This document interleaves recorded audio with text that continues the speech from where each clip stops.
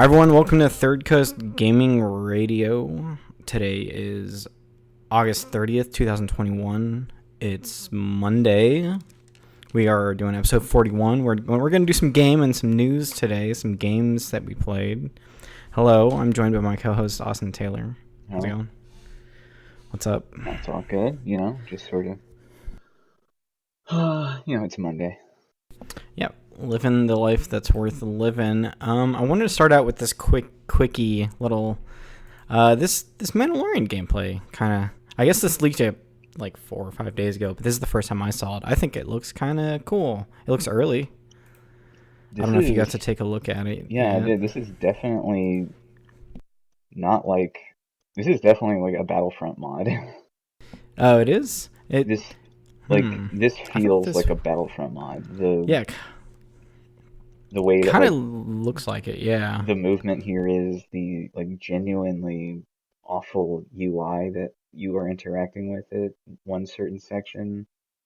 Oh, when you pull up like your wrist thing, and you have to go through your through like a single list. Like, I don't think this is anything official.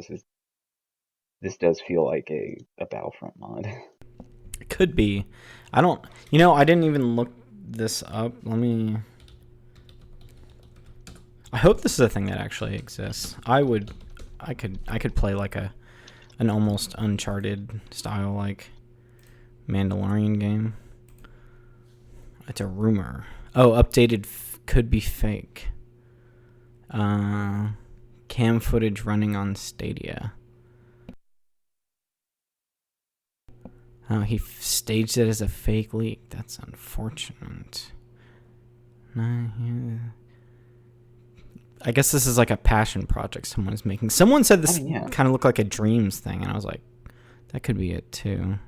Yeah, this is definitely like kind of raw, not really sort of like polished. Frostbite. That's the EA engine, right? Frostbite. Yeah, it's. That's the reason everything looks so shiny. Yeah, this is definitely like not anything official or even close to it.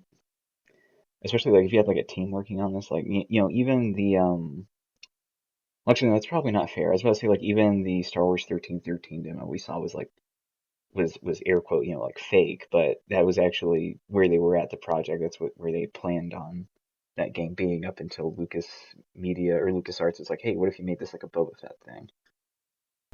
Yeah, and this definitely has the feeling of being something early or a fan thing, which it looks like it's a fan thing. But I think it's cool. I would, if they put this out on like something you can download, I'd definitely mess around with it. I think the idea of it would be cool. Like I like that. I didn't get to play that Bounty Hunter game a lot from like the PS2 era, but the Jango Fett I always one. heard very good things. Yeah. It's it's of a time. It was really rough.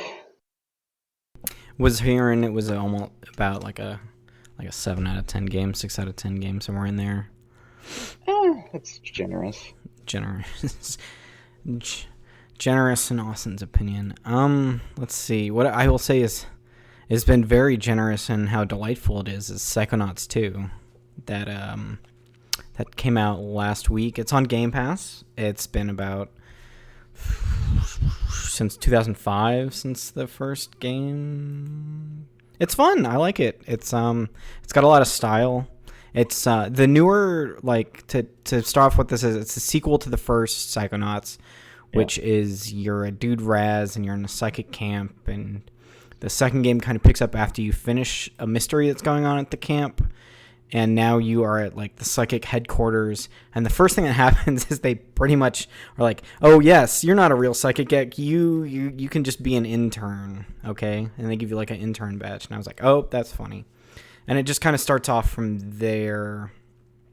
The opening mission's kind of fun. You're in like a character from the first game called Dr. Lobotnik, and it's kind of a lobotomy joke, I guess, because that's what he's taking people's brains in the first one.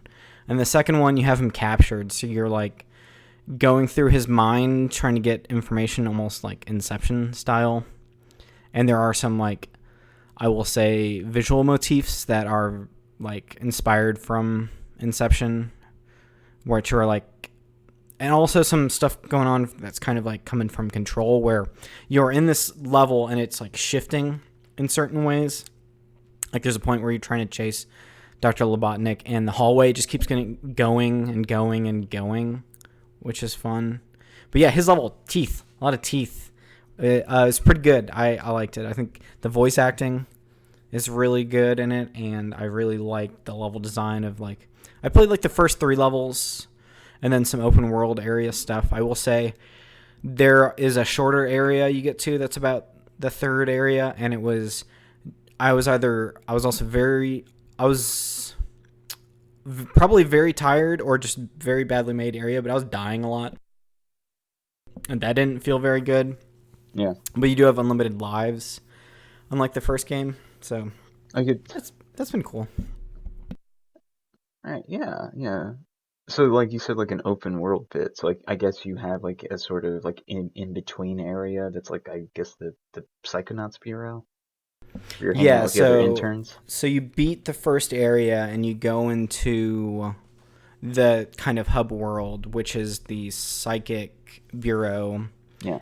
or their headquarters. And at first you can only go around their headquarters, but then you beat a second level, which is like this mind casino, which is really fun because you end up messing with someone's mind and you change their way of thinking and it changes stuff. But yeah, you leave that one and you have these because the Psychic Bureau is pretty close to the campgrounds. Yeah. So once you leave it, there's like a lot of wooded area you can explore and some other stuff around there. And then right before you get back to the bureau, you have like a heist you're kind of pulling, where you're trying to get some information on a character who could potentially be like the new bad guy. So you're at this like water resort casino, and all of your other kind of like younger psychics who are part of the bureau are all using their powers in a really fun set of like in a row, where they will cut up half of the screen and kind of be like a comic book, and they will kind of be like this one character summons a whale so you can jump on it to get to another area. So there's like a lot of fun things happening there. And it's been cool so far. Like the casino level's really cool because you kind of get one power per new level, which is kind of how the first game was. And the one you get in there is you're connecting thought bubbles, and you want to go on this mission to a casino, so you connect some thought bubbles in one of your teachers to make her think risk and money are connected. So she gets really into gambling, so she invites everyone to come there, and it changes what used to be in her mind. The level of her mind was like originally a hospital area, because that's where the character was before the psychic camp and the Psychic Bureau, into like a casino, and they're playing with like emotional tropes or certain things and mixing it with like casino stuff and gambling. There's like a I think it's called a plinketto board, where the ball is kind of dropping along a like a board. There's like a roulette wheel and some other stuff. Is Plinko like a Price is Right license thing? It might. Who knows? I think so, but they have one of those in there, and it almost does it like a pinball table, where you're on top of a ball and you're hopping between these bumpers that are kind of pushing you up. And all the powers that they brought back feel really good. This game's beautiful too. I have this on a Series S. I haven't played Ratchet on a PS5, but I'm sure it's close to it. I think it's been in development. It might have been in development longer. I know they kind of started it about 5 or 6 years ago on Fig, which was that like money raising platform where you could be an investor and make money off the returns. Yeah, and then at some point, like Microsoft picked up Double Fine. Yeah. Yeah, Fig is still just an interesting platform. Yeah, they had gotten a pretty good sum on Fig, and then like some point in the development they made that VR Psychonauts game. Yeah, the Rhombus of Ruin, and this game does reference that a little bit. That one is like a 90-minute thing where you're going on you crash land in what is basically the Bermuda Triangle, which is like the joke of the title. Yeah. And your ship goes down and you're stuck in like a bus, and it's first person and like, kind of like a sitting VR game. And there's stuff with Dr. Robotnik in there because I think you're chasing him, or he's in your ship and you crash and some stuff goes wrong. But yeah, that game is heavily referenced because one of the characters' dads in the first game you kind of meet there, and it's kind of a part of this. And it does a really cool thing that I liked with the first game where it makes your hub area very explorable, and there's a lot of little nooks and crannies in there. And then they have fun with the going from like 3D to 2D platforming, kind of like Mario Odyssey did, where you have certain areas where it will just be like a 2D platformer, and then the camera will shift back behind Raz and be like a 3D platformer, and kind of some stuff like that. All right, neat. Yeah. Hey, Game Pass, $10. Really cool stuff. Yeah, like I know, like everyone's going crazy with Psychonauts 2. Like everyone's going wild about the like the portal. There's a section with a portal, like a clip. I think I've seen on Twitter that people are really like astounded by. Cool. I'm pretty excited to get there. I haven't played too much.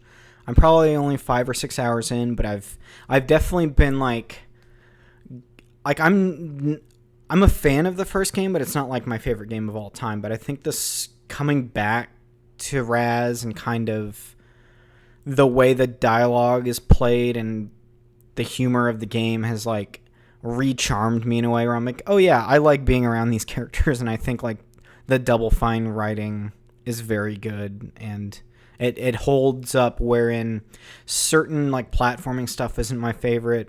But there have been like really good platforming stuff that I've generally liked, like Dr. Robotnik's level and the casino level had a bunch of strong points. And then there have been stuff where like there's this there's kind of there's this tower area, and you're climbing around it, and there's like ledges that kind of wrap around it to go up, and the character has a hard time sometimes grabbing like a ledge to get up onto it, and I've fallen instead of grabbing the ledge. And there's certain levels where like it's not like a Mario level where everything is kind of open and you're kind of going forward and there's no ledges. Like there's a lot of areas where it's like there's a pathway that's winding and you can fall off of it at some point, or there's like gaps where you're jumping onto like a platform that is kind of small, where I'll have problems with that. But I was also fucking tired as shit when I was playing that. Yeah. And I didn't really experience that as much as the other one. This might just be something that showed up. But everything else has been really cool. Like there's like a shop you go to in the hub world that has like a bunch of collectibles you can pick up. You get like some badges, some merit badges you buy. You can equip 3 at a time, and one of them is petting a dog, which is funny. You can pet the animals in this. There's some for like changing your ball color, because that's like the psychic ball you stand on, which they kept, which was very cool. Like I think that was my favorite power from the first game, because it makes the traversal so much faster and kind of fun in a way. Yeah. And yeah, everything's been pretty good so far. Do you keep your powers from the first game? Yeah, you start out with, I think you start out with the grabbing power, and you kind of, someone will make a joke about, hey, don't you have Psyblast too? And I'm like, oh yeah, I do have Psyblast. I forgot what happened 4 days ago. Like they make a lot of jokes about how long it's been. Yeah. So yeah, I have most of the powers from the first game. I think I might be missing one. Like if you just kind of remember at some point that you had these powers, like the Psyblast and the Pyrokinesis, and I have Clairvoyance. There's like some rats running around, and you can kind of look through the rat's eyes, and you're like this weird dude in a rat costume or some weird stuff. But yeah, most of the powers stuck. There is still a point where I think you're going to have like 8 powers, and there is not enough kind of buttons to map those to. But Hmm. they went up from 3 buttons that are mappable in the last game to 4 in this one, which it's fine. I wish they would have like kind of like how the Ratchet and Clank does, where you go into the menu and you can kind of flip over to a different set of like weapons. I wish they would do this where like maybe if I press right on the D-pad, I could flip all my hotkeys to like a second set of them and then be able to switch back. But Hmm. besides that, I there's not too much I'm like disliking. I think the combat's a little more than it used to be. It used to just kind of be you're running around punching people or you're shooting them, and now you have your grab ability. It'll do the thing where you can pick up a piece in the environment and you'll throw it at someone to get rid of some of their health. And then you have your side blast shot, which is just kind of you shooting people from a distance. You can create your pyrokinesis ball in combat, and it'll open up and damage people. And then you have the your like power that will link people's thoughts. You can also it will also grab people too. It's kind of like a slingshot where you use it in the environment to go to thought bubbles and as well pulling enemies towards you. And they have fun with like the puzzle combat where you have Yeah. certain enemies who will only die or take more damage from certain abilities. So I have these sludge enemies, I have to light them on fire, and then I have some flying enemies who are weaker when I shoot them with the side blast, and I have some big enemies who I want to pull myself towards them to stun them and stuff like that. Okay. Nice, nice. So it just sounds like this is a bigger and like far more polished experience than the first Psychonauts.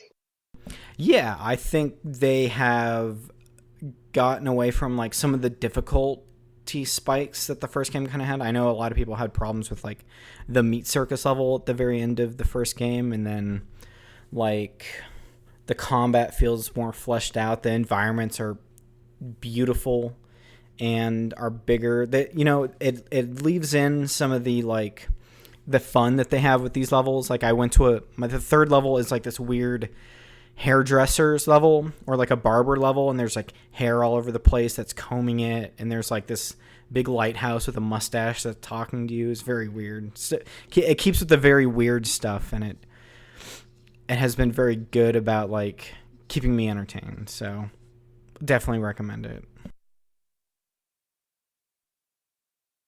Rad.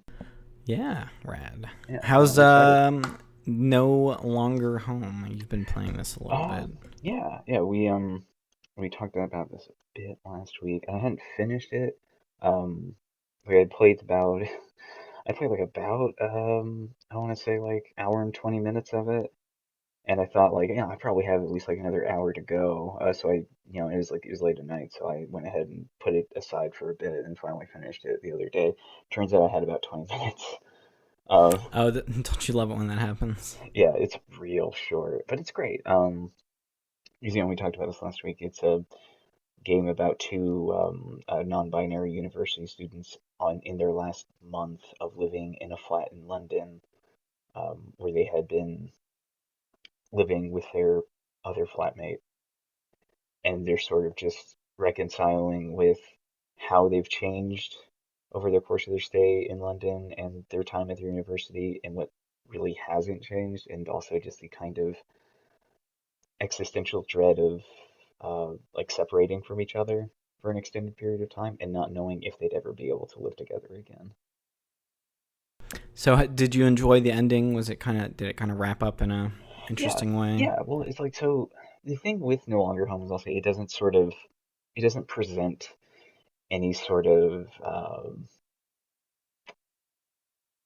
optimistic and I don't want to say it's like pessimistic or anything, but it doesn't sort of wrap it up in a bow. I'll say it doesn't have this sort of that thing at the end of documentaries where it's like after after shooting this documentary, X person went home and lived a happy life, that kind of thing. Yeah, or endings of 2000 movies where they Yeah, would like have a freeze frame montage it. with me. Yep.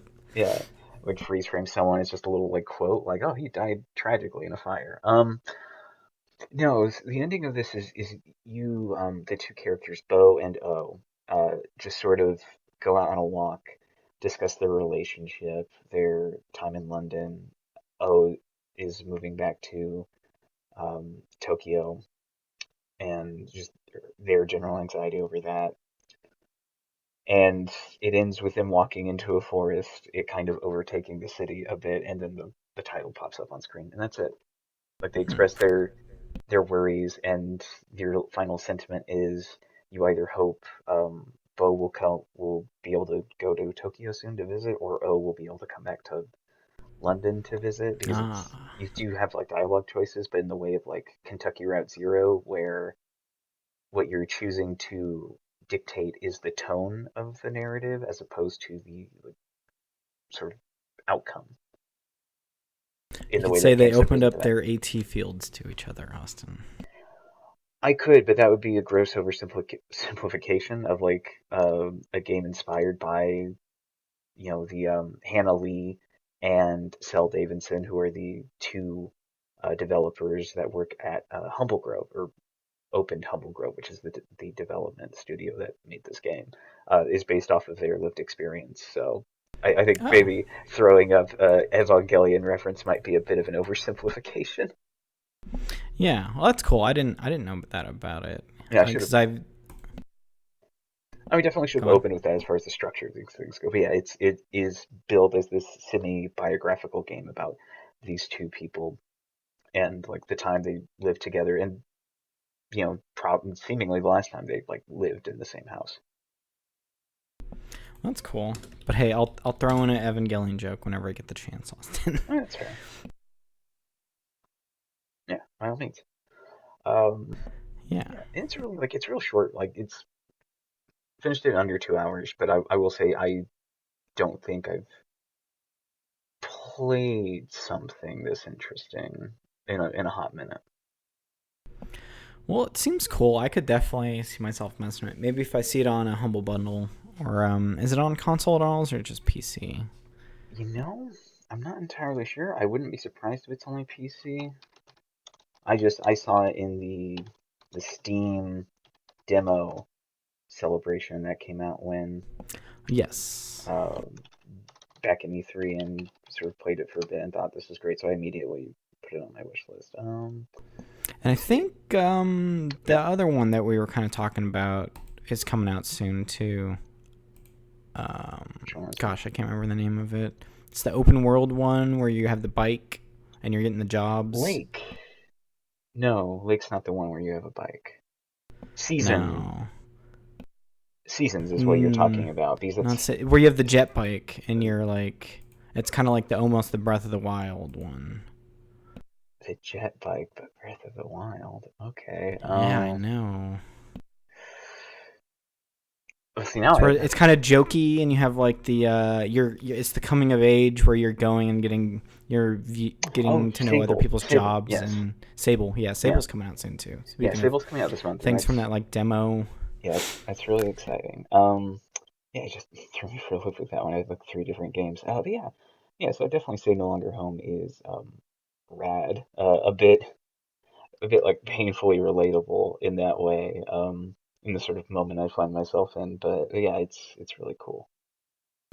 Radical. I have to check it out. You got another thing on here is Moon Hunters. This is a PS4 and Vita game from 2015. How'd you get Oh, into this? What's going oh well, on? it's on itch. Like I I like last year got real into itch.io, which is an indie sort of video game, in general, just game and gaming sort of development assets store.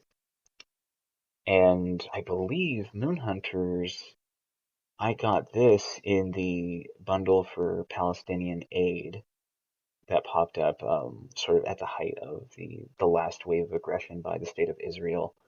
Uh, and I found this in there, and I'd seen it before. Like this is on PS4. Like I've seen it on the PS4. I always thought about picking it up, and I didn't really even think about opening it until I saw the developer behind this game, Kit Fox Games, were making headlines because of what was going on with their last release, Boyfriend Dungeon. Oh yeah, that is them as well, isn't it? Yeah, I've been hearing good things about that. yeah. Like the game itself is fine. The sort of discourse around it's sort of kicked up is is a bit, I don't want to say silly because I feel like at the start there's a very legitimate criticism that people had, but grew to some very ridiculous proportions. But Moon Ah, Hunters is a sort of roguelike game where you are playing as one of a number of champions of a pagan goddess. Um, and you are fighting for your chosen patron against um, the Sun King and like this like new religion that's coming forward that seeks to sort of homogenize religion under it, right? And it's it's fun, it's fine. It's a bit like it's a bit sort of awkward and clunky in some places with some characters. It's meant to be a co-op game, right? You're meant to be playing it with at least three other people. Uh, because I don't know anyone else who has Moon Hunters. So it's just been me. And it's fine on your own. It's just kind of a thing I've been able to sit with, play through, have some fun with while listening to some podcasts. Because you start out, you're in this sort of area, like a wilderness area. You fight some monsters. You interact with some environment stories, right? Like an abandoned shrine or a miner who's trying to get a really beautiful gem out of a stone, that kind of thing, and picking how you help them go about it, which defines traits that affect your stats. And it's been pretty fun so far. I think I'm in a bit of a loop with like the first level of its gameplay so far. It looks like there's another part of it I can jump to as soon as I'm ready, but right now I'm just kind of getting a feel for all the characters as I go through it because it's meant to be a game that you're playing through different playthroughs of multiple times. You're always telling it a air quote different story, despite the fact that the narrative itself has very similar events. And it's yeah. fine. It's very small, and it comes across as like is a pretty small game that is relying on your desire to keep repeating the same loop that you start out with, both different characters. It seems like it's got some cool co-op stuff too. Oh yeah, the co-op stuff is really cool. The way that you can enhance character traits because characters have like I believe six traits of like might, faith, intelligence, that kind of thing. And the way that you enhance those traits is by interacting with world events, by doing different things at your camp when you camp for a night, which is something that you do once you've cleared any area. You can do things like sleep, which will increase your maximum health, and also your leadership capabilities, which can be transformed into seduction, which does actually play a pretty major part in the final confrontation if your score is high enough. It's pretty interesting. Um, and and the way that like these characters interact with each other, even outside of co-op, because you can meet these characters in the world, and if you meet them in their village, they show up in your camp, and you talk with them at your camp for a bit. Even that stuff is interesting, is fun. It's a lot of them discussing like what's up with faith anyway, man. It's like kids taking their first philosophy course and then discovering weed and being like, okay, but what's all this stuff really about, man? Yeah. Well, it sounds pretty cool as well. Did you beat it yet? Or are you just kind of messing with the surface No, level stuff? I've done some sort like I finished like the run of like the surface level stuff. He's like the first thing you do is, you pick a character, you go into the scenario where it's like, you have the moon feast because your patron is the goddess of the moon. You do the ceremony, the feast doesn't happen, the ceremony doesn't work out. Turns out there's the sun god coming up who's coming here to mess up your whole thing, and you have like 3 days that you can spend exploring the map and interacting with the world and trying to figure out what's going on. And then you have to confront the sun god. And it's like, either you do a really kind of fine boss fight, or if you have seduction points, you can seduce the head priest of the Oh. sun god, and they just get married and they leave, and it's pretty great. But Huh.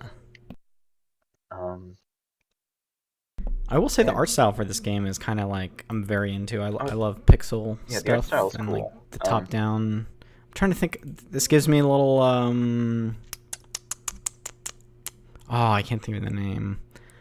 It's like the top down Zelda game from a couple years ago that has like the almost like giant monsters showing up in the trailer with like glowing eyes, and Titan I Souls.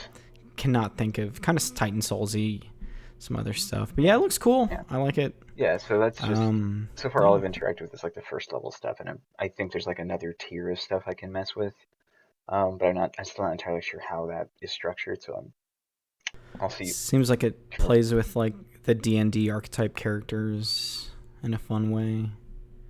Yeah, like all the characters are interesting enough, though there's some I just not big on their moveset, but The Dust Folk.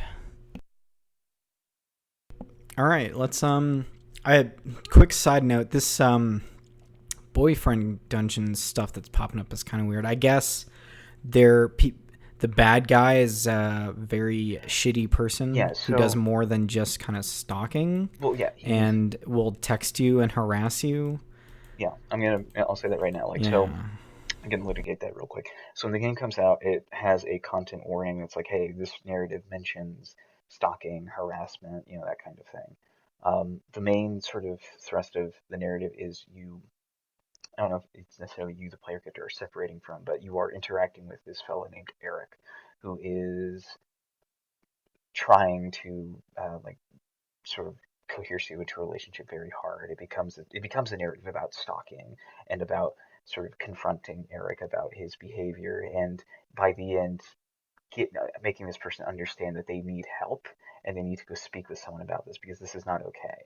Like fundamentally, the fantasy of Boyfriend Dungeon's narrative is that if you can talk to a stalker and get them to go to therapy, um, while also being able to healthily and optimistically pursue the other relationships that you're in through that game, with all your other weapons. Um, and the thing that happens there is people aren't like the content warning that is at the front of that game does not necessarily prepare people for that. So at first, people are like, "Hey, can you update the content warning so it says that this is a narrative about stalking?" Because it's not something that they'd mentioned in their Kickstarter or in any of the promotional material. I don't think I'd ever seen Eric until that game came out. So Yeah, I guess that sounds like something they might have wanted to like find, maybe the discuss, player find out about, but yeah, it sounds like the content warning is yeah, someone described it as inadequate, yeah, and then it's I not, guess there's like what is to be called as a fandom war going on uh at the same time. I don't need to yeah. get into On the that, but it discourse is sounds like a just, whole different thing. the discourse, Internet discourse. yeah, the discourse of it is some people want it removed, other people, don't. Like the people who want it removed are just, are came to this for a very came to Boyfriend Dungeon for a very wholesome experience, not one where they had to sort of interact with this element, and that's fine. I mean, the thing there is though is that there's art that is not, some art is not made for people. So like you just don't have to interact with it, but they want to because they were sold a very wholesome game. Yeah, almost like the Dream Daddy experience, which I say is like another, Yeah, which is also like in my idea like a wholesome like dating sim kind of game. yeah, and I'm not gonna disparage either side of it, right? I'm not gonna disparage either sort of side of uh, people on the Dream Daddy. I'm not the Dream Daddy, the Boyfriend Dungeon thing. It's just where I get kind of annoyed is like 12 minutes came out not too long ago, right? Like 12 minutes came out pretty soon Yes. after Oh, Boyfriend that fucking Dungeon, game. and that game does not include a content warning for like even outside of the main narrative stuff, right? The actual like spoilers for that game's narrative. You are repeatedly watching a man and his wife be brutally murdered while you're stuck in a time loop. Like that game does not include a content warning for that kind of stuff. So it's just like No. it's very like where we demand these warnings be applied is very telling, and I think is something that we need to reconcile with at a much better level than we currently are by just focusing on Boyfriend Yeah. Dungeon. I will say for people who have not played this game and would like to hear spoilers about it, Waypoint's kind of conversation about 12 minute spoilers is a very fun listening to, where the group of that podcast are very good at talking about it and very good at like Yeah, kind of ripping its like twist at the end, which is a kind of I thoroughly enjoyed. yeah, So there's that for the people who are into that. There's a couple game pivoting to yeah, news. yeah. There's a Pivoting. couple games that were at I guess this was the Gamescom Yeah, so Stuff that was Gamescom going on happened. for 2021. Yeah, Gamescom happened virtually. We got a Xbox showcase and Jeff Keighley's opening night live, which is kind of a repeat of his Summer Games Fest sort of thing. Yeah, so I kind of grabbed two things I really liked from it, and I didn't know if there was anything that kind of stood out to you, but I will say, like, yo, this Doki V game is like I'm really vibing with. It's This kind is of like this open world Pokemon shit, and it's very colorful, and it almost has like what I will. It looked like Kingdom Hearts combat in a way, and I'm like, yeah. I want this game, and it comes out in 2 years, and I still can't I parse cannot wait. this. Like it's like a Pokemon thing, right? But like the aesthetic of here is so wild because so much of it looks photorealistic. And then you look at the characters and it's like you're playing as that type of action figure that's like, oh, he's got the bendy limbs, you know? That was like real popular in the early 2000s. Yeah, and almost like a CG like anime character as well. It almost reminds me of like I don't know if you know what Roblox is. Yeah. Not Roblox. Oh, it was something before Roblox. It was like some animated TV show that kind of looked like it. But you also have like animal friends who follow you around. I think there's like a lot of colorful like attack animations that show up that are very cool looking. Oh, I remember this. This had a trailer in 2019. I think that the new trailer is very cool, and it has like you can longboard in this game, which I'm like, oh, cool. I longboard. I could be into that. A lot of cool stuff in it. Yeah, my understanding is that this game was originally supposed to be like an MMO. But Yeah, I don't think its current iteration is one. no, and I will say that like music to this trailer is extremely full of energy and wanting to be a rock star, and I'm way into this trailer. Yeah, this trailer. Oh my goodness, this trailer just yeah, this trailer's 4 minutes long. Every time I like watch this, I feel like I'm here for an hour. It's so much. Yeah, it fucking rips too. Like if the game might not exactly capture the like energy of this trailer, but it has so much vibes. It has like some Digimon vibes too going on, because it seems like you're kind of going into you're being like digitized, or characters are being digitized into Yeah, other stuff. And this is like an open world like adventure game with very fast like movement controls, and you're kind of you have a jet ski too, which is wild. There's just so much stuff going on in this. I'm very excited for it. yeah. I can't wait for us to for as it approaches for everyone having to cover it, just like slowly unraveling as they have to reconcile with what they're actually playing. It will be interesting if Yeah. nothing else.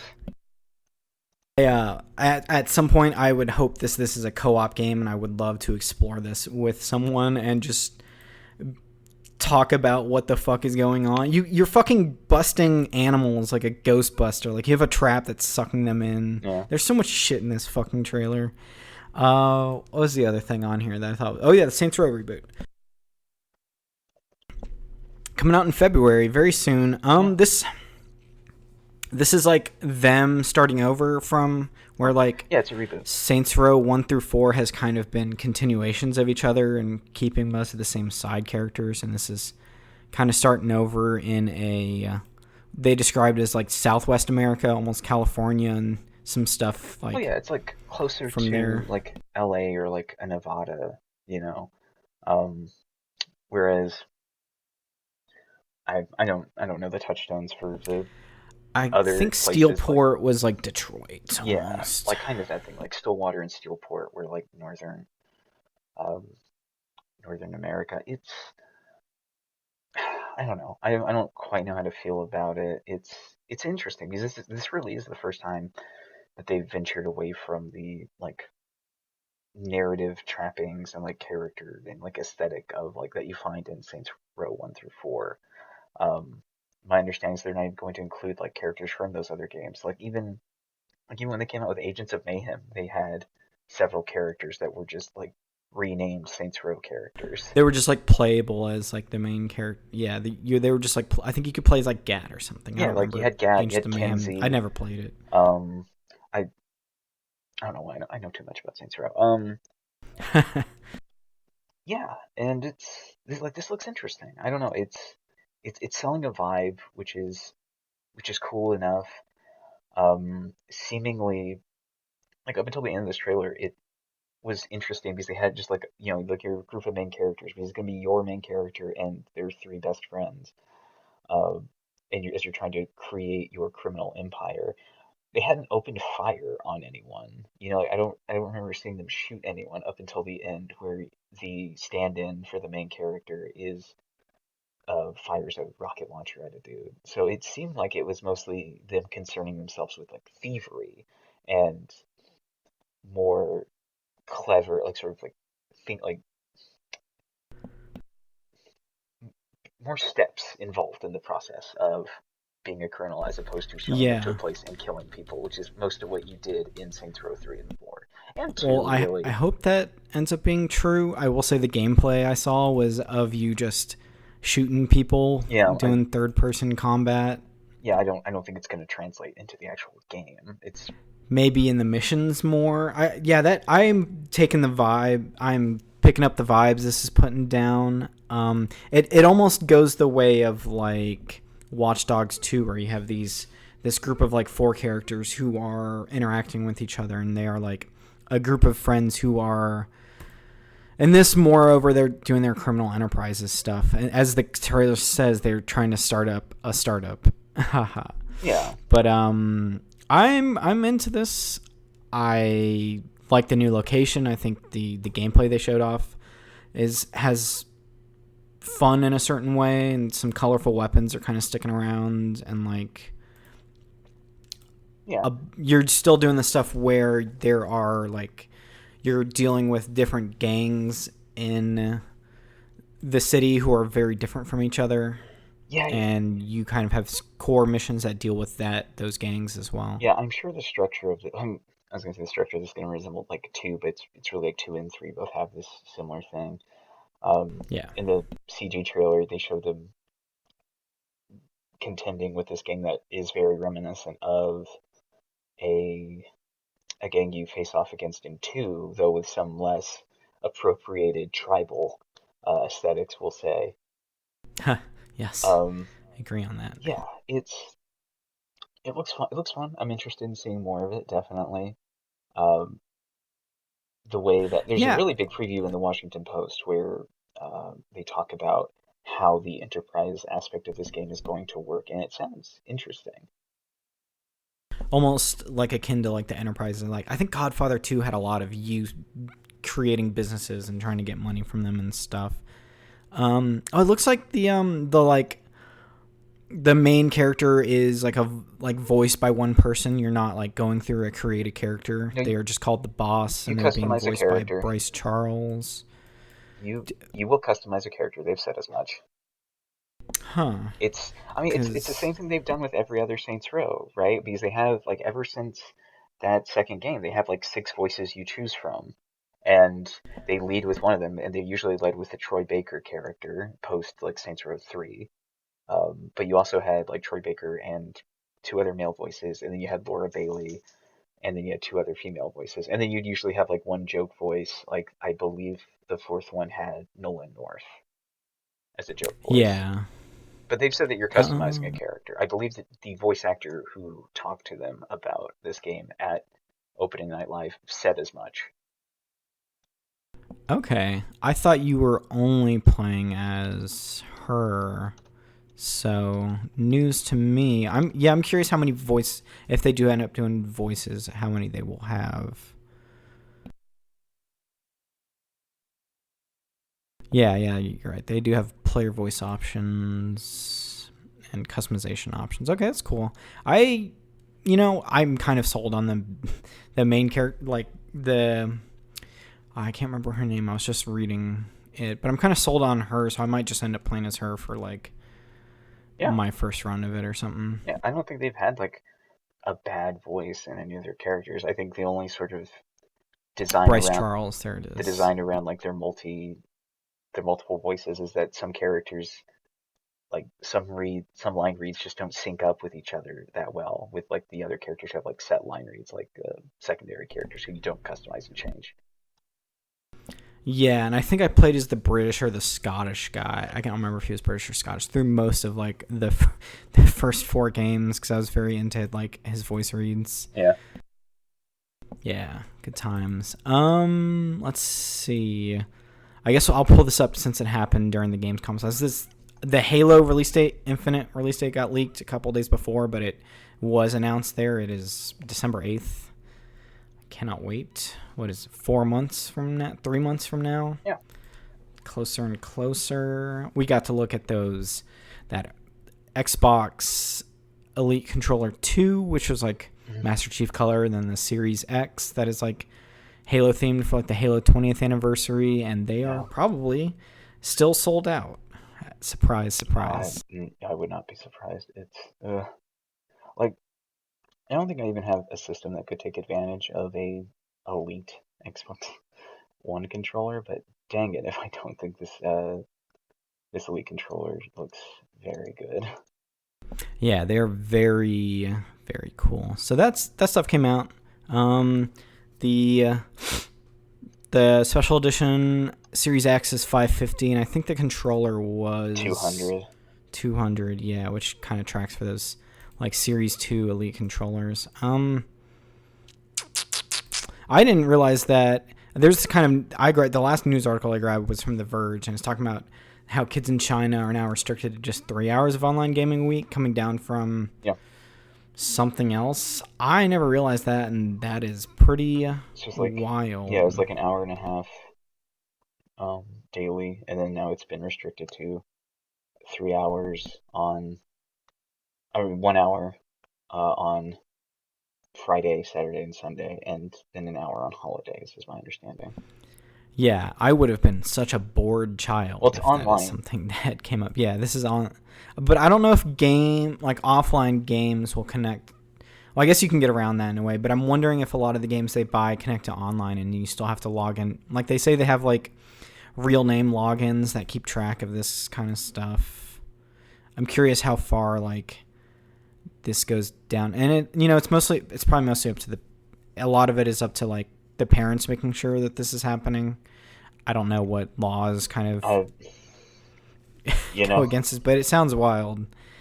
Yeah, it's a lot. China wants their kids to focus on studying and hailing the emperor, or I'm trying to remember what they call their leader. I don't have an emperor. It's fine. They haven't had an emperor for a while. Jinping, yeah. Great leader of China. There we go. Yeah. Well, I mean, it is really. I don't know enough about China. I don't know about what's going on in China to say much about it. I feel like there's very much something that probably a very real thing that the government is hoping to combat, I'm sure, in regards to gaming addiction. But I'm not going to pretend that I understand enough to have an opinion on this. No, I was like taken aback by it. Last thing, did fucking Elden Ring gameplay get leaked or something? No, I saw that running around on something. So I don't think it's been leaked, but what happened was that a number of publications got to see a guided demo, and we're getting those impressions that seem to indicate a relatively more involved open world than what we've come to expect from Software, as well as hopefully some indication that players will be able to approach situations and characters in a very varying different ways. I haven't personally looked at any of them myself. I've thought about it, but I don't. I'm at the point where I don't know if I want to look at anything else. Yeah, it looks like they were talking about the map and then some dungeons that kind of show up, and then some people were talking about the combat similarities between Dark Souls and all that. Oh, it seems cool. Very excited to, as the there's a very good hard drive article. It's the hard drive. Is that the publication? I think it's the parody hard. Yeah, the parody publication hard drive. Yeah, that was like hardcore players can't wait to buy Elden Ring and then play it for 5 hours and then not play it again. Yeah. So I expect that to be me. I would hope to find a way to. Nobody rents. You can't really rent games anymore, but I don't. I'd probably wait till after for it to sale, unless it's like totally dope. I don't know. We'll see. I'll be there. Yeah, I'll get the impressions from Austin, and we'll see if I want to get into it. This will drop, and I'll immediately I'll be what I'm doing. Yeah. My last bit of news is not gaming related. It's not on here, but the Neon Genesis Blu-rays finally have like a normal release, which they haven't had. There is a collector's edition for $140 that's on sale for pre-order right now from its normal like $200. That has the old ADV dubs and the Netflix dub and subs, and then there's like a $40 standard that is the dub and sub from like Netflix, which I'm like, I could buy this because I was looking up those DVDs of like the old sets, and they're on eBay for like they're like $200 and $300 because they did not make a lot of those. They're called like the perfect and like platinum collection. There's like a perfect platinum, and then this pack it also comes with the 2 compilation movies, just Death and Rebirth, and then like Death 2. I don't think End of Ava comes in it, but I'm like, I could totally buy that. I might just I'm gonna go pre-order this. That's it. Fair. I'm still hooked, Austin. I'm sorry. I mean, I'm not sorry. I'm just like, I just gonna bring it up. I mean, that's like, it's whatever, man. I don't know. Like, it would take a lot to get me to a point where I'd want to buy Neon Genesis. Yeah. Like, I get why people want to, like, especially the collector's edition. Like, as soon as that popped up, it's like, oh, well, this is gone in 30 minutes. Yeah, thankfully the new pre-order sets for the collector's edition are still up, and it's like 11 discs or some crazy shit with like huge. 5 hours of bonus materials. And I'll be real, like the first time that popped up, like that pops up, and my first thought is, well, that's gone. And then I've looked at it and said, but what if it isn't? What if? Like, what if indeed? What if this is like, and it's talking about like everything that's involved in it? And I was like, what if this is where you get some real insight on how they made Neon Genesis Effect Valley? And I immediately had to stop that trail of thought because that is dangerous. Yeah, that thing is like $200. Even I'm a big fan. I don't think I could do that. I just want the standard $40 one. I'm fine. I hope those special edition stuff end up on like YouTube, much like other like special edition footage that I've seen. I might go back and just read the manga because I don't think I've read that stuff since I was 14, and I remember that a lot more than the show because that's what I like saw before the show came out. Like the show came out first, but we didn't get it in America for a while, and like my local library had 9 of those volumes, and it felt like I was too young at the time, but it's just about where like, you know, young adult like manga is, where the characters are 14, but it, you know, obviously it goes a little past that, and it's very weird. Much like most manga in the library section is very not looked over. Yeah. Like, I don't know if you know what Rama 1/2 is, but I read that at a very young age. I know what Rama 1/2 10 or 11. Rama 1/2's a banger. I think the anime adaptation of that, like the first season's really solid, and after that it gets a little more comedy and almost samey. But the first season's pretty cool. That's the anime. That's our 10 minutes of anime talk. It's as it gets bigger, it just normally is our manga minute, but when it gets longer, I have to cut it out of other episodes. You know, we have an hour and a half backlog from all those Neon Genesis podcasts. So, all right, thanks for joining me this week, Austin. Absolutely, thanks for having me. All right. Till next time. Catch you later.